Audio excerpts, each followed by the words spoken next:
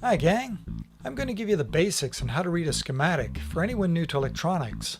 If you're experienced with schematics and you have any helpful tips for beginners, please feel free to leave them in the comments below. What do I mean by schematic? To keep things simple for people new to electronics, often I'll draw a circuit like this, with little pictures or photos of the parts and different colored lines. This is called a wiring diagram. However, a schematic would look like this, drawn with specific symbols, and not always laid out like the final circuit. That's what you'll see most of the time. Let's start with a very simple circuit. There are some batteries, a resistor, an on-off switch, and an LED. And of course there are also the wires connecting it all together. We flip the switch to the on position and the LED lights up. Here's the schematic for it. You can see that different symbols represent different parts on the circuit. This is the symbol for a battery, or a one battery cell. If the battery has more than one cell, then you'd simply have more of them drawn together. The longer line is the positive side of the battery. Most batteries have a marking on them indicating which terminal is positive and or negative. In North America, the symbol for the resistor is a zigzag line like this. The international standard is to draw it as a rectangle like this.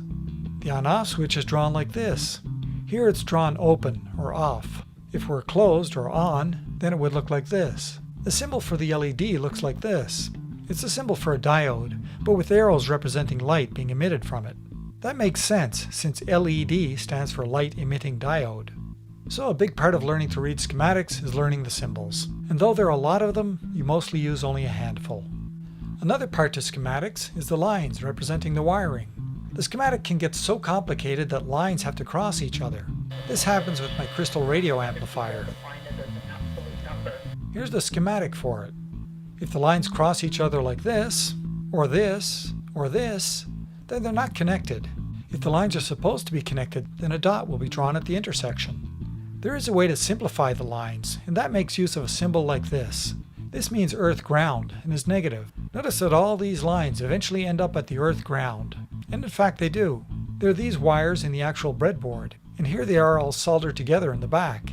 Instead of drawing all those lines going to the one ground symbol, we can just draw in the ground symbol wherever needed, and it'll be understood that all those lines end up at the same ground. There are other types of grounds too. For example, in a car, the negative of the battery and the negative of a lot of the electrical components are connected to the car's chassis. That's called the chassis ground and has this symbol. This is a diode. It allows current to flow in one direction only, this direction. The negative side is this side. If you're used to thinking in terms of electrons, which are negative, the electrons flow in this direction, against the arrow. Conventional current is in the opposite direction, since that's the flow of positive charge. So conventional current flows in the direction of the arrow. Notice that the line next to the arrow corresponds to the line drawn near one end of the actual diode. This is a resistor that you can adjust, called a potentiometer. In my crystal radio amplifier, I use it to adjust the volume. Its symbol is the same as a resistor with a fixed value, like in our simple circuit, but with an arrow pointing to it.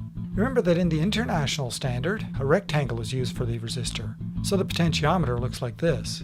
We can replace the fixed value resistor in our simple circuit with a potentiometer. Since we're replacing just one resistor, we connect to the middle and one of the ends, and leave the other end unconnected. That allows us to adjust the brightness of the light. Notice that this circuit also has some capacitors.